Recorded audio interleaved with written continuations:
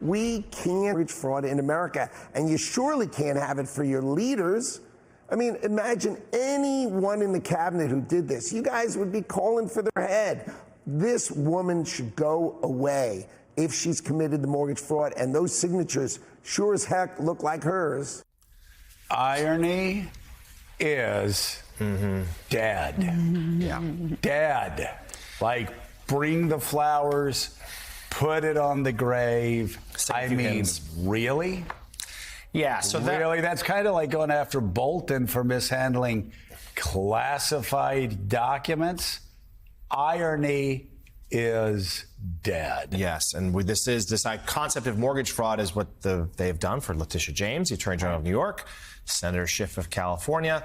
No evidence yet, but that's the claim from Commerce Secretary Howard Lutnick on President Trump's unproven allegations of mortgage fraud against Federal Reserve Governor Lisa Cook.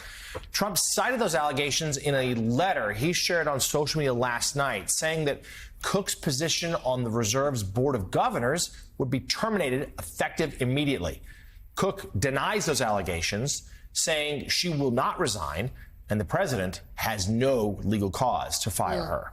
Let's bring in the co-anchor of CNBC's Squawk Box and a New York Times columnist, Andrew Ross Sorkin, as well as NBC News senior business analyst and host, of course, of the 11th Hour, Stephanie Ruhle. Andrew, we'll start with you. Let's start with what this means. First of all, there does not appear to be legal justification for this move. Tell us more about what her position is and how, frankly, the markets are responding. Look, there's a whole number of dominoes that we need to talk about this morning. She is a Fed governor. She votes on whether the Fed lowers or raises interest rates. Of course, the president has advocated very vocally the plan that he would like to see rates lowered. That has been a big issue for him. But I think the bigger issue in all of this is the idea that the Federal Reserve, we talked about its independence, may start to look a lot more like the Supreme Court in terms of, the politics of the different people on the Fed. I would remind viewers that Jay Powell, somebody that the president has criticized quite vocally, was appointed originally by him and then reappointed by Biden. But here's the next domino to think about this morning. She has been, quote unquote, fired. What does that actually mean? And who can actually fire her? She says that he doesn't have the authority to fire her. And so here's where it gets very interesting. She has a badge, has to badge into the building. She gets paid. Someone has to turn off her paycheck, if you will. The person that would likely have to do that is Jay Powell. Now, if he decides, for whatever reason, that he's not doing that, does that put the president in a position to try to fire him for cause? And so all of this gets very complicated very, very quickly. It's going to be very interesting to see, does Jay Powell come out publicly and back her? Does he say nothing? What happens next? And I think the markets and policymakers are looking at all of that. Having said all of that, the market does not seem perturbed by almost any of this, in large part, I would argue, because they know that come next May, and likely even before then, rates are going to get lower. And I would make one big argument for why the Fed needs to be independent, because the investor class, and my friend Steve Leisman said this, they will eat all the food that you put in front of them. And it is the Fed's job, in fact, to say sometimes, we got to stop the party. And that is the big issue here.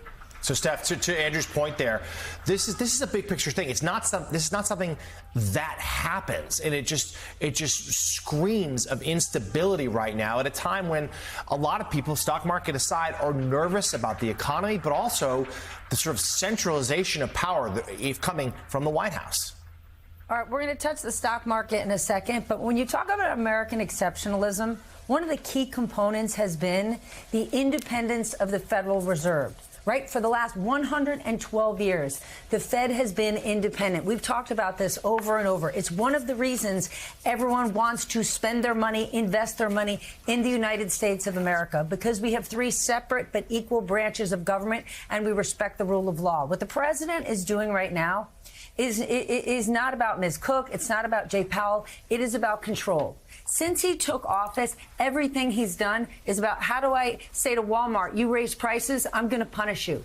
Intel, I don't like your CEO, things aren't going well, I'm going to take a clip of your company. Over and over, we're seeing it with law firms. We're seeing it with media companies over and over. Jay Powell is one of the only people who said, I'm going to stay independent and I'm going to stand up. And this is the president exerting control as much as he can. But the absurd thing is, listen to Jay Powell last week.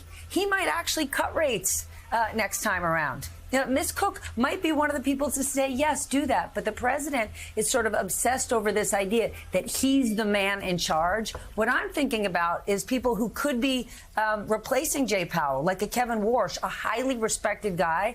Is Kevin Warsh looking at this saying, yeah, I'd like to sign up for that job next? I'm guessing no. You know, Andrew, it's so fascinating what you said yesterday about how Jay Powell may be pragmatic. I mean, and we have seen through the years, through the decades, Supreme Court justices making decisions that they may not necessarily agree on, but making those decisions to protect the institution that they're a part of. That said, I'm just hearing anecdotally people concerned about their grocery bills going up. People still absolutely, depressed by housing prices.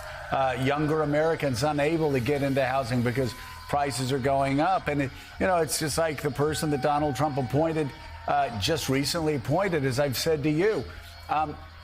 He said, I would much rather jobs drag a bit and the economy drag a bit than we let inflation, out of the barn to run wild all over the economy. So, man, I understand the pragmatism of it. I really do. But it seems like Jay Powell and the Fed may be playing with fire if they cut rates.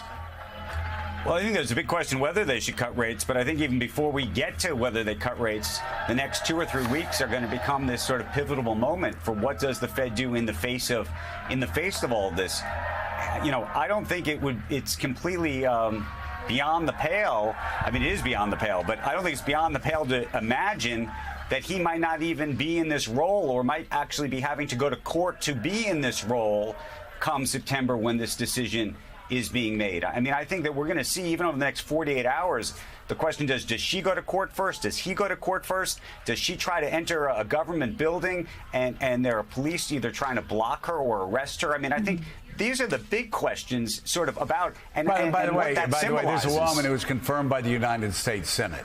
Mm-hmm. So it's going to be very hard for them to do this without getting blowback from the United States Senate. Where are the senators that are either Republicans or Democrats speaking up about this? By the way, where is the business roundtable? Where are business leaders, political leaders? Where's anybody saying, okay, let's take a step back and try to figure this out? And by the way, that does not suggest that she may not be in the wrong. I would have loved to see if, in fact, she did this either mistakenly or it's incorrect. I would have loved to see her come out quite publicly and early and say, look, this is the explanation for it. We have not heard that, which I do not believe ultimately portends well for her. But nonetheless, I do think that you can hold two ideas in your head, that this is both political on one end and may have some other issue on the other.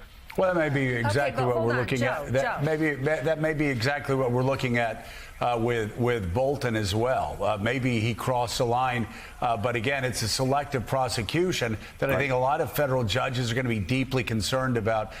Steph, finally, I think on Andrew's show, and Andrew, correct me if I'm wrong, but I think the Commerce Secretary started talking about the Trump administration taking over more important companies, this time focusing on defense industry companies. And again, speaking of Republicans, where are these people?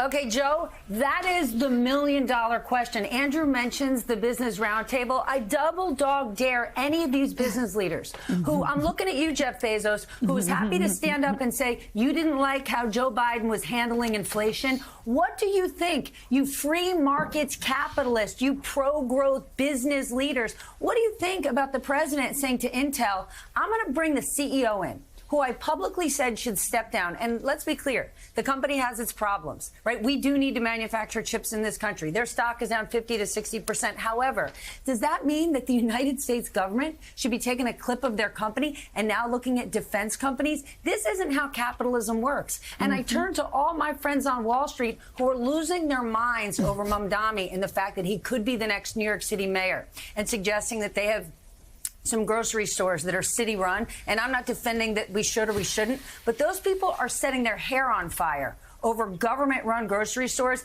and nobody is saying boo about the president taking a piece of actual companies. They're concerned about the socialization of lettuce, but not of the defense industry, the tech industry. CNBC's Andrew Ross Sorkin and MSNBC's Stephanie Ruhle, thank you both.